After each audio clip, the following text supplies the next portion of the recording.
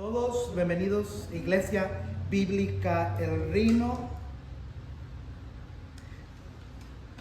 Seguimos nuestra serie llamada Principios, donde comenzamos el año pasado, ya casi vamos terminando. Principios, donde el libro de Génesis enseña dónde comenzó todo.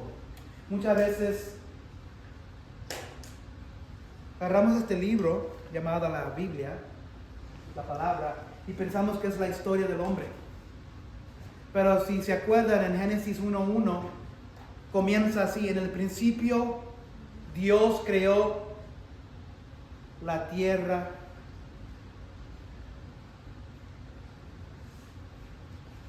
en el principio Dios creó. Entonces esto es el entendido, que Dios creó los cielos y la tierra. Dios ya estaba presente, Él ya existía, Él ya estaba allí. Nosotros entramos a su historia. Entonces sí, es la historia del ser humano y la humanidad, de nosotros de principio, pero también es la historia de Dios.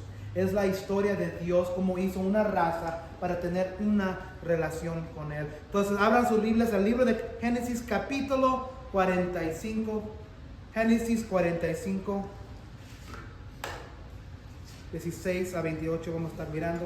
Y mientras hacen eso, tengo que buscar mi sermón correcto aquí lo tengo.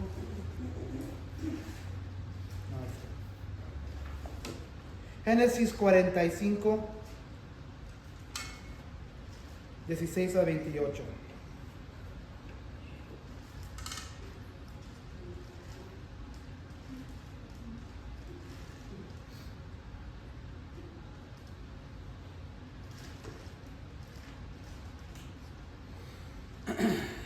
Génesis 45, 16 a 28.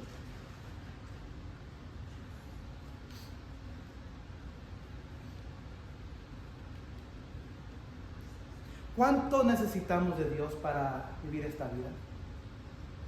¿Cuánto es suficiente para vivir esta vida cristiana? Muchos cristianos, incluso yo, Dios da una cantidad de gracia y amor. Dios da una gracia y amor medida a cada persona diferente. Entonces, yo sé que Dios me dio a mí una medida de gracia, una medida de amor diferente que da, por ejemplo, acá a otra persona. Quizás a mí me dio menos que a ustedes. Pero no siempre da Dios la misma gracia o el mismo amor. Sí, Dios murió para todos. Dios en su gracia y misericordia murió para todos. Eso es gracia general. Pero también Dios da gracia y abundancia a cada persona diferente. Entonces de eso vamos a hablar hoy. En este camino, este es el título. En este camino, ¿de qué camino estamos hablando? La jornada de la vida, el camino de la vida. En este camino bastan la gloria y las riquezas de Dios. En este camino bastan la gracia y las riquezas de Dios. Hemos mirado a Abraham, los patriarcas de la fe. Dios escogió a Abraham. Abraham tuvo un hijo, Isaac. Isaac tuvo otro hijo, Jacob. Y Jacob miramos que tuvo 11 hijos. Y como es siempre donde hay hermanos, hermanas, los hermanos se peleaban. Eso es natural, ¿verdad? Pero lo que sucedía aquí es que Dios había dotado a uno de los hermanos menores llamado José, más que los otros, le dio el don de poder interpretar sueños. Y no nomás era eso, también era el favorito del padre Jacob. Entonces ya tenía esas dos cosas obrando contra él con sus hermanos. Entonces los hermanos lo miraban, era el favorito del papá Jacob, tenía el don de interpretar sueños. A su padre Jacob le había dado una túnica de diferentes colores porque era su favorito. Todo esto contribuyó en que los hermanos lo odiaban. Entonces un día decidieron, vamos a matarlo. Pero cuando lo estaban pensando, decidieron, Judá, ¿saben qué? Mejor venderlo. Era un poco de dinero. Lo vendieron, una caravana que venía y iba hacia Egipto, lo vendieron y le dieron la mentira a su padre, los hermanos, los hijos de Jacob, que se lo había comido, lo había matado una bestia. Le trajeron esa túnica de colores que él le había hecho a Jacob y la derramaron con bastante sangre y se la presentaron a su padre y dijeron, ¿no es esta la túnica de tu hijo favorito? Mira la sangre. Y su padre dice, quizás un animal, una bestia lo mató. Entonces, eso era la mentira que le dieron a su padre. Mientras, acá está José, ahora en la esclavitud en Egipto. Llega José a Egipto y le dan un trabajo, es vendido a un oficial del rey de Egipto, un oficial llamado Potifar. Y ahí Dios está con José. Y Potifar nota que algo especial tiene este jovencito. Tenía 17 años cuando los hermanos lo vendieron a la esclavitud. Pero Dios lo había tocado no nomás en interpretar sueños, Dios estaba presente en su vida. Entonces no importaba que sus hermanos lo habían vendido, José tenía una fe. Vamos a mirar esa fe. Pero encarcelado, Potifar le dan como el mayordomo de todos los encargados que están ahí, los prisioneros, se lo da a José. Mientras ahí un día la esposa de Potifar trata de seducirlo, día tras día, tras día, tras día. Un día en el palacio no hay nadie y trata de seducirlo un día. José corre y mientras se agarra la esposa del manto de él y se le rompe y se lo lleva al esposo Potifar y lo acusa de tratar de violarla a ella. Mentira, ¿verdad? El Potifar, el esposo, tiene que tomar el lado de la esposa, ¿verdad? Entonces lo echa a la prisión federal donde están todos los prisioneros federales del rey, del reino. Y ahí se encuentra otra vez el Espíritu de Dios en él. Entonces, un día vienen dos oficiales del faraón, del rey. Quizás alguien lo estaba intentando de asesinar, entonces él no sabía quién, entonces por mientras iba a investigar y echa al copero y al panadero a la prisión. Estos dos oficiales tienen sueños cada uno. El panadero tiene un sueño de 3 canastas sobre él y que los pájaros se lo están comiendo el pan de los canastos. El copero también tiene un sueño similar. Tiene un sueño donde está probando el vino del faraón y le está besando el dedo que tiene el anillo del faraón. El copero, en 3 días, en 3 días, el copero es restaurado a su posición original. En 3 días, el panadero también es restaurado en su posición original, pero el copero recibe su posición de nuevo y comienza y sigue trabajando para el panadero. Lo cuelgan. ¿Y qué es lo que pasa cuando lo cuelgan? Se lo comen los pájaros. Entonces, antes de que salga el copero, José le dice, acuérdate de mí cuando salgas. Sí, está bien, yo le digo al faraón, porque yo fui equivocadamente, fui echado aquí. El copero, ¿qué? Sí, está bien. El copero es liberado, pero se olvida de él por 2 años. 2 años. 2 años después, el rey del reino, el faraón, tiene un sueño. Fijan cómo obra el Dios soberano en estar con José. José no mira nada de esto, ¿verdad? José no mira cómo Dios está obrando. Nosotros no miramos cómo Dios obra en nuestras vidas. Pero Dios está obrando en todo.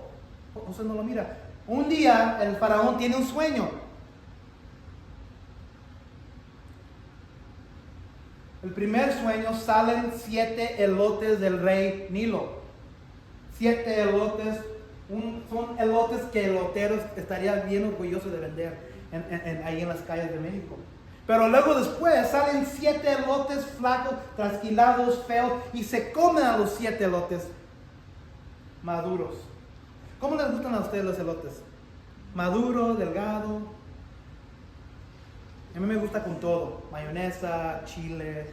Carmen le gusta con limón, queso. ¿A quién le gusta así también?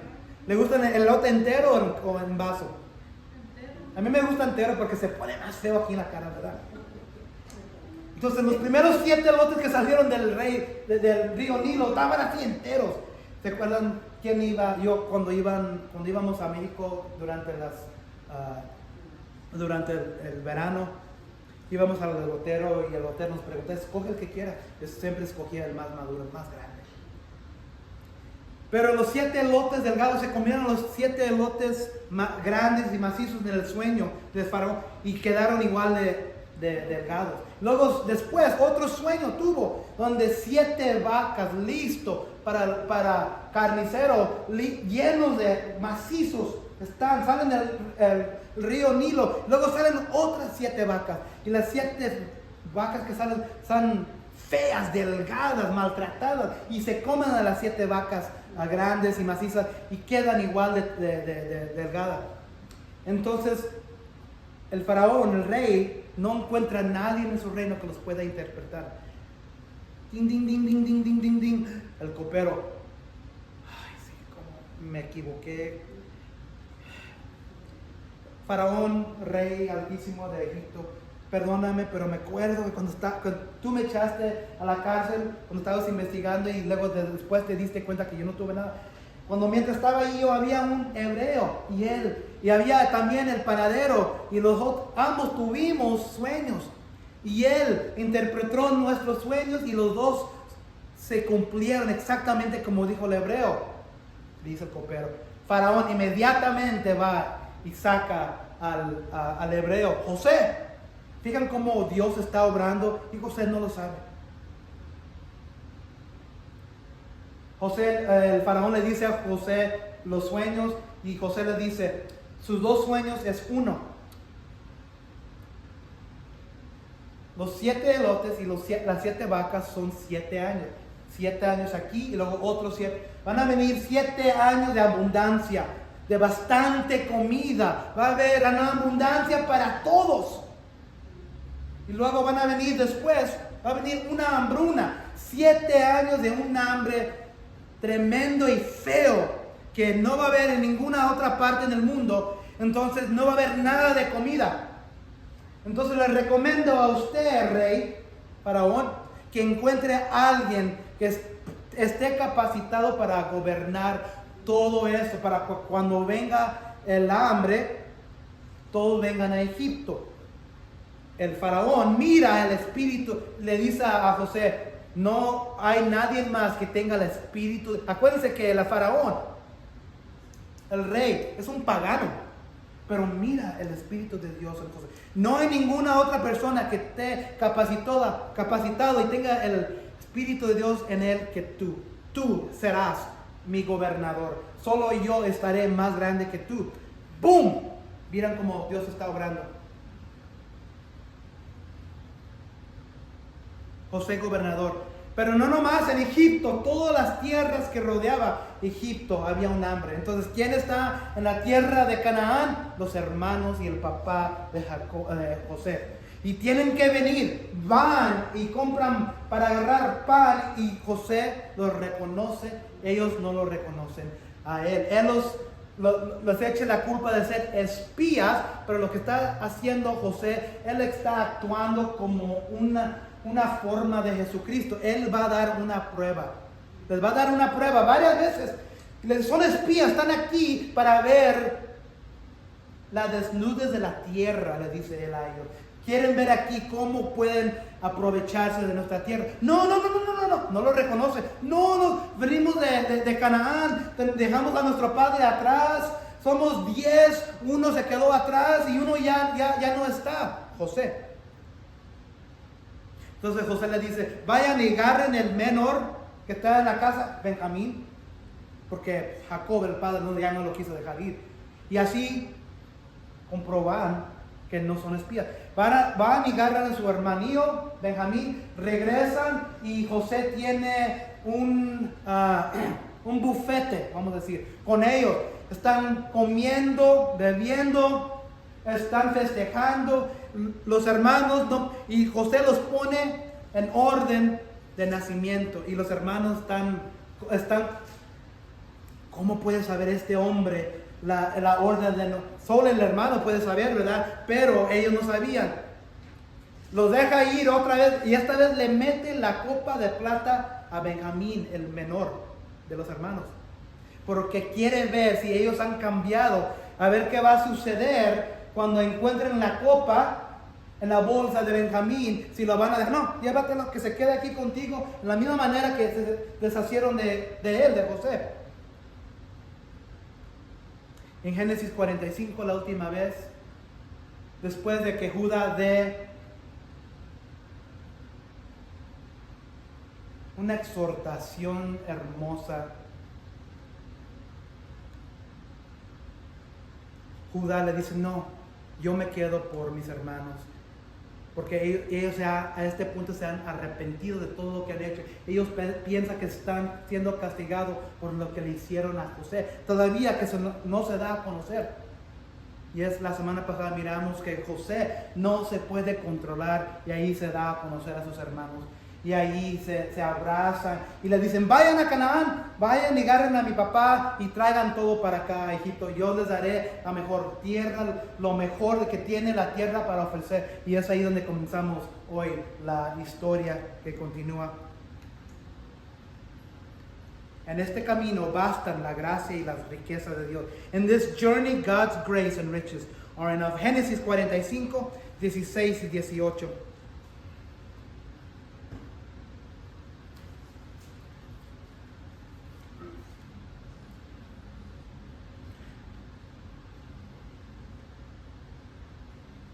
Cuando llegó al palacio del faraón, acuérdense que José, cuando se dio de conocer a sus hermanos, gritó. No se podía controlar. Gritó tan feo en voz alta que el palacio del faraón, del rey, lo escucharon. Cuando llegó al palacio del faraón, las noticias de que habían llegado los hermanos de José, tanto el faraón como sus funcionarios se alegraron. El faraón, el rey. Vamos aquí, como hay varias cosas que pasan en cualquier pasaje en la Biblia. Hay varias cosas. Una de las cosas que pasan el sentido es la historia de José, ¿verdad? Es una historia tremenda, hermosa, y estamos mirando aquí perdón, reconciliación, estamos mirando sufrimiento, estamos mirando todo eso en la historia. Pero también la otra cosa que deberíamos ver siempre cuando leemos algo en la Biblia, cómo se nos aplica hoy eso, porque es una historia tremenda, pero muchas veces la gente, los cristianos, dejan allí: oh, qué hermosa historia, wow, ahí se queda, se convierte solo en una historia. Pero cualquier cosa en la Biblia, cualquier pasaje, debe tener doble sentido, debe tener una aplicación para nosotros hoy. Y de eso es lo que hacemos aquí en Iglesia Bíblica El Reino. Interpretamos lo que Dios tenía para ellos, porque fue escrito para ellos. Moisés es el autor de Génesis. Moisés, él escribió la Torah. Génesis, Éxodo, Levítico, Números y Deuteronomio. Él es el autor de esos 5 libros, primeros 5 libros. Y cuando Moisés escribió el libro de Génesis, se lo estaba escribiendo a una audiencia todavía que estaban en el desierto. Él quería que ellos miraran de dónde ellos vinieron como pueblo. Vinieron de principio cuando Dios los hizo a Adán y Eva. Luego los miró, les dijo: venimos nosotros de un hombre llamado Abraham, que Dios escogió. Abraham, Isaac y Jacob. Esa es la historia, pero para nosotros hoy tiene más sentido que eso. ¿Cómo se aplica hoy para nosotros? El faraón, vamos a ver hoy, le da la bendición porque José ya le había dado el mandato a sus hermanos: vayan, regresen a Canaán, tráiganse a nuestro padre, tráiganse a toda la familia, lleven lo que necesite. Y el faraón escucha todo. Y aquí lo que va a decir faraón: te voy a bendecir, yo te doy mi sello de aprobación para que lo hagas. Entonces aquí el faraón, como sus funcionarios, se alegraron. Y vamos a meterle aquí que esto aquí simboliza el faraón, y el José simboliza el rey de reyes aquí. Sabemos que el faraón era un pagano, ¿verdad? Pero vamos a meterle aquí lo que significa para nosotros hoy. Faraón estaba bendiciendo la palabra de José, que le había dicho a sus hermanos: vayan y agarren a la familia, tráiganselos. Entonces aquí el pueblo de Egipto es un ejemplo para nosotros hoy, para poder tomarlo en aplicación como el reino de Dios.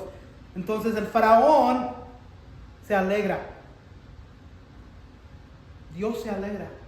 Cristo se alegra cuando uno viene a ver la verdad. Cristo se alegra cuando finalmente nos deshacemos de la vida vieja.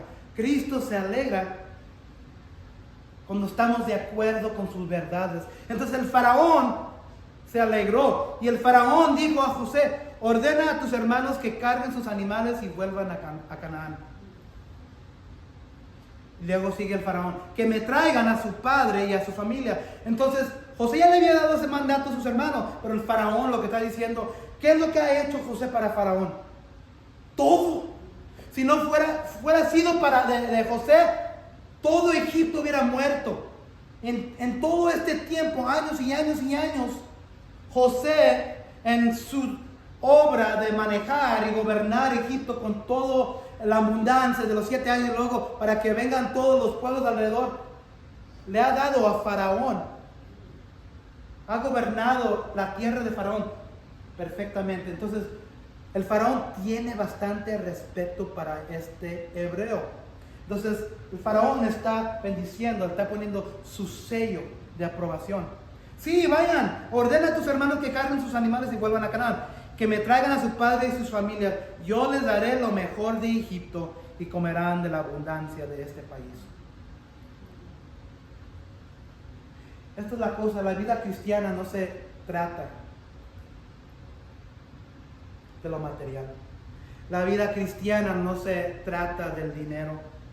La vida cristiana no se trata de cuántos camellos tienes, cuántos caballos tienes, cuántos siervos tienes. Eso se puede aplicar hoy. Dios, cuando nos habla a su reino, Dios, cuando nos habla a la tierra que Él quiere que vengamos, Él nos está diciendo: yo te estoy dando todo lo que necesitas. Todo lo que necesitas. Dios está diciendo: yo te daré lo mejor de mi reino. Y comerás de la maná del cielo. Comerás de la palabra de Dios. Comerás de mis promesas. Comerás de la verdad, de mi amor que yo tengo para darte en mi reino. Y para nosotros hoy, esa maná, todo eso que comemos hoy de Dios, es la palabra. ¿Estás comiendo tú? ¿Estás comiendo de la abundancia del país, de la tierra, del reino de Dios? ¿Y cómo se ve eso? Tienes que estar en este libro. Si no estás en este libro que es de Dios, la Santa Biblia, estás comiendo del mundo. Y vamos a ver lo que dice aquí el faraón. Dice el faraón: yo te daré lo mejor de Egipto. Dios dice: yo te daré lo mejor de mi reino.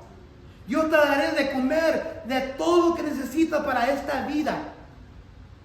Diles, sigue el faraón, diles además que se lleven carros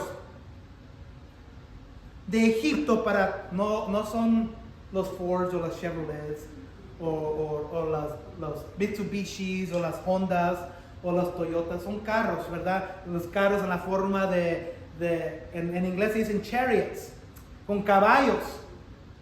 Diles además que se lleven carros de Egipto para traer a sus niños y mujeres y también el padre de ustedes. ¿Quién de aquí es de un pueblito pequeño en México? Un pueblo pequeño. Si tú vives en un pueblo pequeño, quizás nosotros tenemos familia en México y ellos viven una vida bien sencilla, bien humilde y tienen lo bien básico, ¿verdad? Tienen, me acuerdo cuando éramos pequeños, íbamos a México seguido y el piso era de tierra.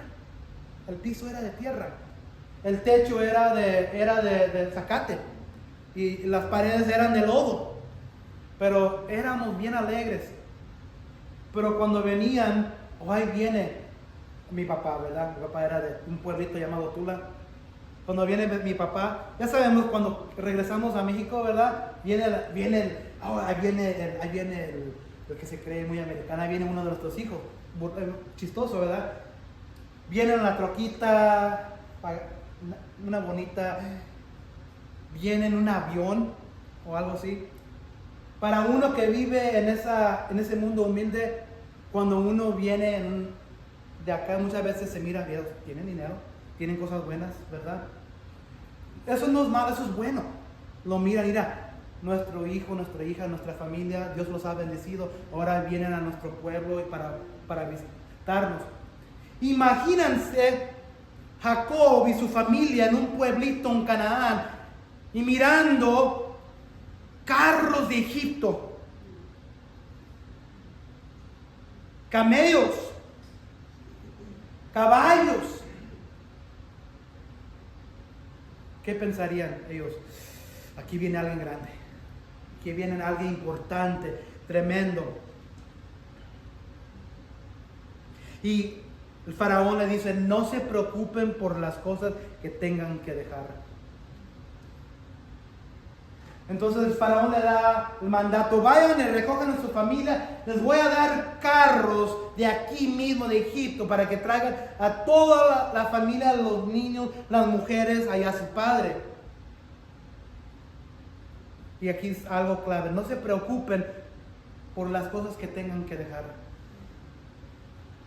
Amados y amadas, muchas veces como cristianos no queremos dejar ir las cosas que nos conecta al mundo. No es decir que las bendiciones físicas, materiales de Dios son malas, pero muchas veces no queremos dejar ciertas cosas, porque Dios nos dice, yo tengo todo lo que necesitas, yo tengo todo lo que ustedes necesitan. No se preocupen por las cosas que tengan que dejar. Muchos de nosotros hemos dejado nuestras familias. Muchos de nosotros hemos dejado esas relaciones que nos conectan al mundo. Eso es duro, ¿verdad? Eso es bien duro. Separarnos y apartarnos. Eso se llama santificación. Santificación, apartarnos, no más de familia o de amistades que no son piadosas, pero apartarnos de nuestras vidas viejas. Porque ahora dice la palabra de Dios en el Nuevo Testamento que somos criaturas nuevas y la criatura vieja ha muerto. Hay que deshacernos de lo viejo y recibir lo nuevo. Entonces aquí el faraón le dice, no se preocupen por las cosas que tengan que dejar. ¿Por qué? Porque lo mejor de todo Egipto será para ustedes. Dios nos dice, yo tengo todo lo que tú necesitas. Yo tengo todo lo mejor. Está hablando Dios de lo espiritual.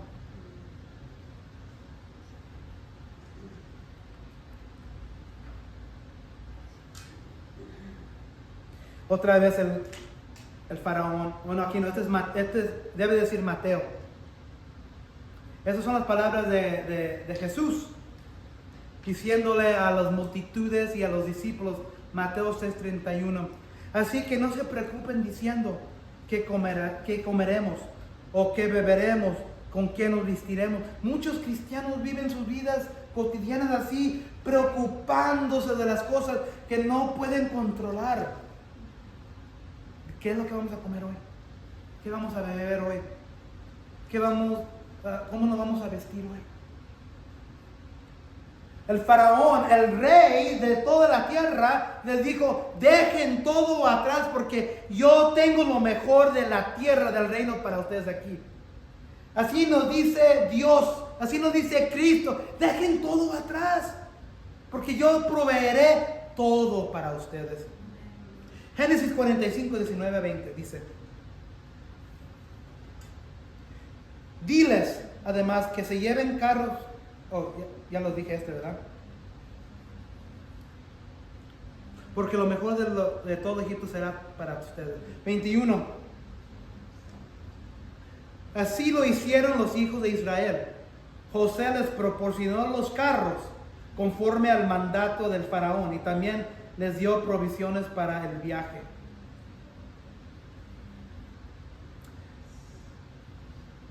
Dios nos da todo lo que necesitamos para este viaje, para este camino llamado a la vida.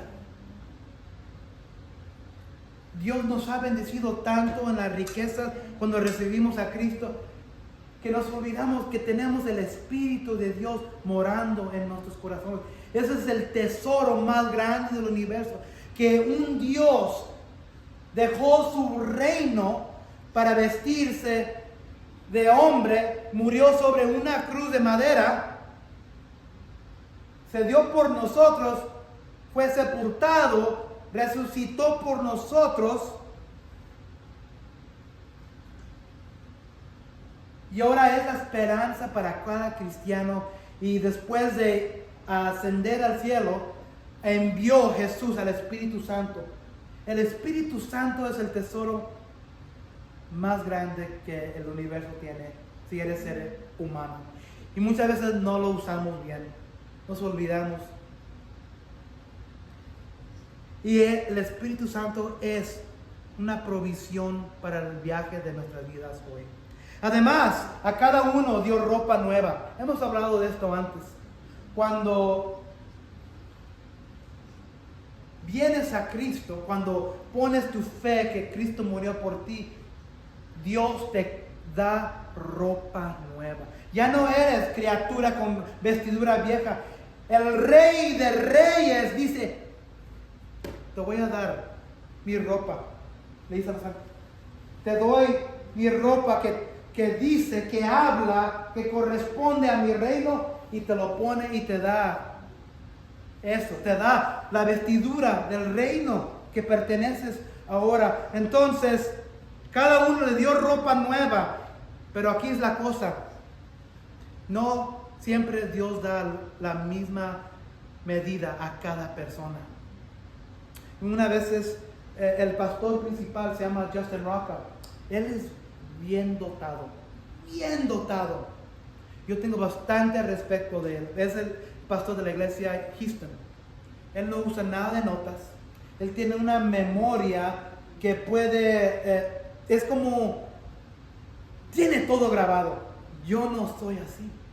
Yo no soy dotado así, pero yo sé que yo fui dotado, que Dios me bendició de otras maneras. Y eso es la oración que yo tengo para mí, la esperanza. Dios le dio a Justin Rocca una bendición, lo dotó más que a mí, pero también a mí me ha dotado en cierta manera diferente que a otros. A cada uno de ustedes Dios lo ha dotado, le ha dado una bendición, le ha dado un don de algo. Quizás es en oración, quizás es en hospitalidad, quizás es enseñar misericordia, quizás es ayudar a la gente, quizás es perdonar, quizás es cualquier otra cosa, otra bendición. Dios ha capacitado a cada cristiano diferente. Y nomás porque te miras a otro cristiano que hace esto mejor, no te desanimas. Pero aquí está el problema también como cristianos. Porque esto lo miramos en el libro de Santiago, donde la iglesia cristiana se estaban dividiendo. Habían los cristianos que se creían muy y los cristianos que no tenían mucho. Habían cristianos en la iglesia que tenían el don de hablar en lenguas. Habían cristianos en la iglesia, especialmente en la iglesia de Corintio. Y los que hablaban en diferentes idiomas, hablaban en lenguas, miraban los que no hablaban en lenguas. Tú no eres nadie. Tú no eres nadie.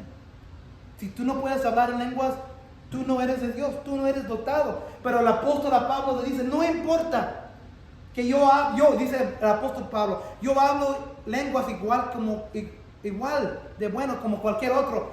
Pero ¿para qué me sirve ese don? ¿Para qué me sirve esa bendición si no tengo amor? Si no tengo amor. Pero Dios ha dotado a cada cristiano diferente. Cada uno le dio a José vestidura. Pero fíjense, a Benjamín entregó 300 piezas de plata y 5 mudas de ropa, más que a los otros. Y aquí está el problema, que muchos cristianos, no estoy hablando afuera de la iglesia, no estoy hablando de la gente que no son parte del reino de Dios, no estoy hablando de los que nunca van a la iglesia, estoy hablando de cristianos. En nuestras familias, en nuestras iglesias, se miran, mira, cristiano fulano tiene tanto. ¿Qué se le mete? La envidia. Muchos cristianos tienen envidia de otros cristianos. Eso pasa en la iglesia. Yo lo miro. Yo he estado aquí mirando. Ese pastor tiene una iglesia más grande que yo. Ese pastor tiene más gente en sus sillas los domingos en la mañana. Ese pastor puede predicar mejor que yo. Ese pastor tiene el don de comunicarse bien. Yo he estado allí, yo lo he hecho. Si yo lo he hecho, yo sé que todos lo hemos hecho. Cristianos teniendo envidia porque Dios le ha dado a otros cristianos, lo ha dotado, le ha bendecido más que a otros. No debe de ser así. No debe de, porque Dios mismo hace lo mismo. Él capacita, Él da a la medida que Él quiere que esa persona tenga. Entonces no importa si tú no piensas que puedes hacer un estudio bíblico. No te desanimes si no puedes memorizar las escrituras. No te desanimes si no tienes el don que tiene la hermana acá, el don que tiene el hermano acá. No te desanimes si te sientes diferente que los otros porque ellos están dotados en la iglesia. Dios capacita a su medida a cada persona diferente. Benjamín, José le entregó 300 piezas de plata y 5 mudas de ropa. A él no le dio eso mismo a sus otros hermanos. A su padre envió lo siguiente: dio 10 asnos cargados con lo mejor de Egipto, 10 asnas cargados de grano y pan, además de otras provisiones para el viaje de su padre. José proveó todo lo que era necesario para el viaje. Dios provee todo lo que nosotros necesitamos. No se va a mirar igual para cada persona. Dios da acá más que esta persona. Dios da menos a esta persona que esta. Pero Dios capacita. Y es ahí donde Dios quiere que vayamos a Él. Aquí José le está diciendo, tráiganse a la familia, tráiganse a sus seres queridos, tráiganse a sus amistades, tráiganse al pueblo, porque yo les voy a dar todo lo mejor de la tierra. Yo les voy a dar todo para el camino, para el viaje, para esta jornada. 24. Al despedirse de sus hermanos, José recomendó. Esto es bien interesante. José les dijo, no se vayan peleando por el camino. Los hermanos se pelean, ¿verdad? Pero José ya sabía esto, porque lo habían vendido. Mucha gente ha tratado de figurar por qué José le dijo esto. ¿Por qué? Quizás porque desde que descubrieron que José era el hermano de ellos, que este oficial era el hermano, quizás se estaban culpando. Porque tenían que regresar a Canaán. Tenían nada más que puro tiempo de hablar de todo al regreso a su padre. Quizás estaban tratando, ¿cómo vamos a decirle a papi de todo que José ahora vive después de que le hemos dicho más de 20 años que estaba muerto? Y José está anticipando todo eso porque José es hermano de ellos. Le está diciendo, no se vayan peleando por el camino. En Juan 13:34, Jesús les da un mandamiento nuevo a sus discípulos. Este mandamiento nuevo les doy, que se amen los unos a otros, así como yo los he amado, también ustedes deben amarse los unos a los otros. José había amado a sus hermanos aun cuando él había sido sometido a la esclavitud por estos mismos hermanos. Los amó. Aun cuando ellos todavía no venían a arrepentimiento, Él los amó, Él les dio la prueba, y cuando Él miró que ellos estaban pasando la prueba, se dio de conocer. Y ahora cuando nosotros venimos a Cristo, Dios nos da ese mandamiento. No se peleen por el camino, no se peleen en la vida. Mateo 5:9 dice: bienaventurados los que procuran la paz, pues ellos serán llamados hijos de Dios. Bienaventurados.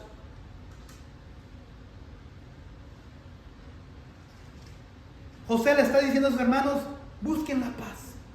Busquen la paz en el camino de regreso, de allá para acá. Dios nos está diciendo a nosotros: busquen, procuren la paz, procuren el amor entre hermanos, entre familia, entre sus prójimos. Eso es el camino, eso es nuestras vidas. Busquen paz, busquen reconciliación, no se peleen.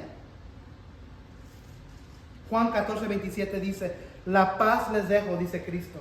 La paz les dejo, mi paz les doy. Yo no se la doy a ustedes como la da el mundo. No se angustien ni se acobarden. José sabía que se iban a pelear, diciéndose: tú fuiste el que lo echaste, no, tú fuiste el que lo echaste. Y ahora, ¿cómo le vamos a decir a nuestro papá que José vive? ¿Qué excusa le vamos a dar? José anticipa. Dios ha anticipado que nosotros como cristianos también vamos a estar haciendo lo mismo. Vamos a pelearnos entre nosotros mismos. Ya nos peleamos ya como estamos. Pero Dios dice, cuando nos trae a su reino, cuando se da a conocer: yo quiero que ustedes tengan paz, pero la paz que yo les dejo es diferente de la paz que hay en el mundo.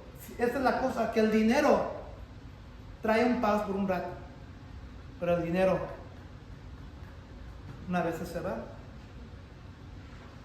La familia una vez trae paz, pero la familia nos puede traicionar peor que la gente ajena. Lo material quizás nos trae paz, pero un día no podemos hacer esos pagos y nos quitan el carro, la casa, nos quitan lo que hemos puesto fiado. Eso nos trae paz porque se siente bien. Pero un día quizás que no sea así, pero muchas veces, y las relaciones también se destruyen. Bueno, yo tengo paz porque yo tengo una relación con esta persona. Las relaciones se destruyen. Entonces dice Cristo: la paz que yo les doy es diferente. La paz yo les doy, no de este mundo, pero para que no se angustien y se acobarden. José sabía que ellos se iban a angustiar y dice: tengan paz, no se peleen, amen unos a otros. Pero muchos hoy en la iglesia están peleando.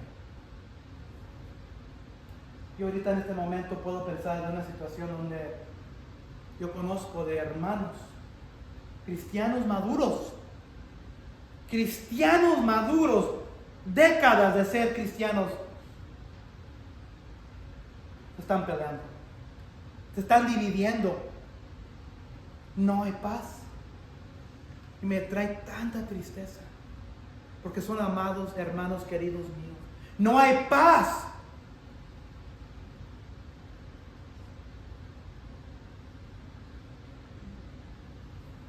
Esto sucede en la iglesia. Esta es la lectura que leyó nuestra hermana. Y él me ha dicho en 2 Corintios 12:9, la historia de esto aquí. el apóstol Pablo, nunca nos dice la Biblia qué es lo que tenía, pero tenía algo físico que le estaba haciendo daño. No sabemos si era enfermedad, hay especulación que quizás era un demonio que lo estaba atormentando toda su vida, que quizás era la... ¿Se acuerdan de quién era Pablo? Saúl. Quizás era la memoria de cuando se mataron y asesinaron a Esteban. ¿Se acuerdan que se quitaron sus ropas, sus vestidos y se lo ponieron a los pies de un joven llamado Saulo? Quizás era eso, quizás eso todavía lo atormentaba. Y 3 veces Pablo le había dicho, le había peticionado, había orado a Dios que le quitara ese, dice aquí en 2 Corintios, era como una espía. 3 veces. Y esto es lo que dice, esto fue lo que le dijo Jesús a Pablo. Pablo dice, Él me dijo, te basta mi gracia es suficiente, pues mi poder se perfecciona en la debilidad. Por tanto, con muchísimo gusto me gloriaré más bien en mis debilidades, para que el poder de Cristo more en mí. Entonces muchas veces vamos a peticionarle, vamos a orarle a Dios, quítame esta angustia, quítame este sufrimiento, quítame esta prueba, esta tormenta, esta oscuridad, esta tentación, esta cosa que me está haciendo daño. Cristo dice, te basta mi gracia es suficiente, mi poder se perfecciona en la debilidad que tú tienes. Por tanto, con muchísimo gusto me gloriaré. Esta es la cosa clave. Se trata que Dios se gloríe en ti, por medio de ti. Gusto que me gloriaré más bien en mis debilidades, para que el poder de Cristo more en mí. ¿Quieres alcanzar a tu familia? ¿Quieres alcanzar tus seres queridos, a tus amigos? Sufre bien. Sufre bien. Sufre bien. Mucha gente sufre y no miran a Dios en esa persona. Qué tristeza, qué desperdicio. Sufren mal. Ay, ¿por qué? ¿Se acuerdan de Jacob hace como 2 capítulos? Ay, todo lo feo me está afectando a mí. Ay, de mí. ¿Por qué? ¿Por qué? ¿Por qué siempre a mí siempre me toca lo peor? ¿Por qué? Eso, Dios no se está gloriando allí. Nada. Mira, tal fulano no parece cristiano. ¿Por qué Dios? Mira, le está echando la culpa a Dios. Y dice que es cristiano. Dice que va a la iglesia. Mire, ¿por qué yo voy a ser cristiano? Quizás tu hermano, tu hermana, tu tío, tu tía, tu abuelo, tu abuela, tu sobrino, tu primo, tu prima. Quieres alcanzarlos, pero si no sufres bien, nunca los vas a alcanzar. ¿Por qué? Porque la gracia de Dios, de Cristo, debe ser suficiente para ti. Versículo 25. Los hermanos de José salieron de Egipto y llegaron a Canaán. Y ahí viene el momento final, llegando a la casa donde reside su padre Jacob. Es interesante que la Biblia nunca dice y indica si ha de haber habido una conversación, pero la Biblia nunca dice que ellos le dijeron la verdad, pero han de haber dicho eso. Al llegar dijeron, José vive, es el gobernador de todo Egipto. Jacob quedó atónito y no les creía. José vive, papi, Jacob. José vive. Es el gobernador de todo Egipto. Acuérdense que Jacob ya era anciano. Apenas podía, pero todavía entendía. Por 20 y algo años, Jacob, el papá, ha pensado que su hijo ha muerto. Tenía sus suspiciones, yo creo, sospechos. Cuando le dice que vive José, quizás que no murió allí. En ciertas versiones dice que se desmayó. No sé si su versión bíblica dice se desmayó, pero cierta versión dice que se desmayó, cayó atónito y no los creía. Ahora la mentira se va deshaciendo, pero los hermanos le dicen la verdad. José, tu hijo, vive, está en Egipto, es gobernador de todo Egipto. Muchas veces cuando nosotros vendemos a Cristo o le damos el Evangelio, le están dando las noticias a su papá. Cuando tú le das las noticias buenas, las buenas noticias de Cristo, mucha gente no lo va a creer.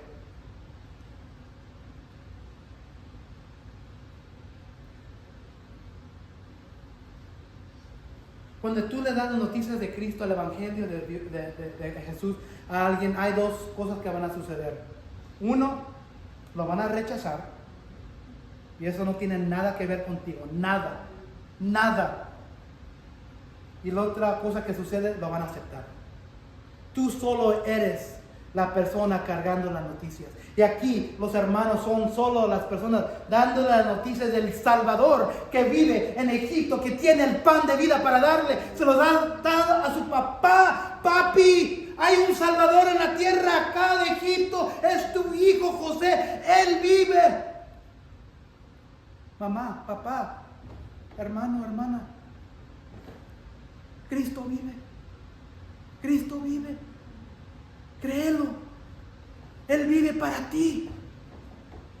Él tiene riquezas, papi, mami, hermanito, hermanita, tío, tía, abuelito, abuelita.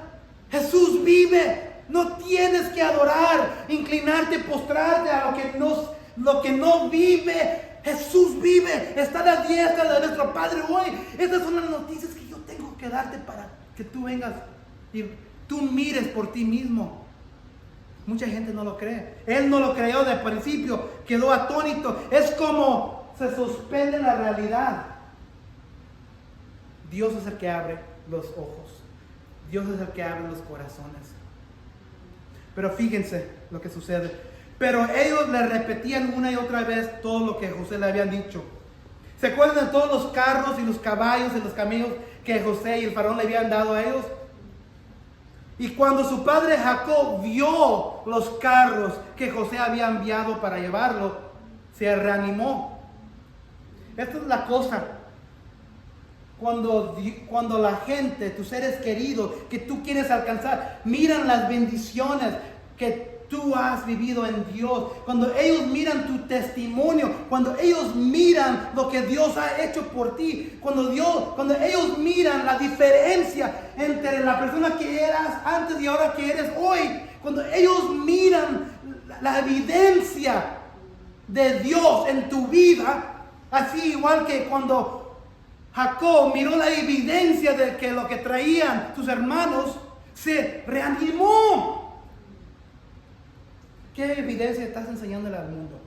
¿Qué evidencia le estás enseñando a tu familia? ¿Qué evidencia le estás enseñando? Que Jesucristo vive y Él es tu esperanza y que este Salvador te ha cambiado tu vida y que Él tiene toda la esperanza que todo necesita, no nomás tú, pero la persona que quieres alcanzar.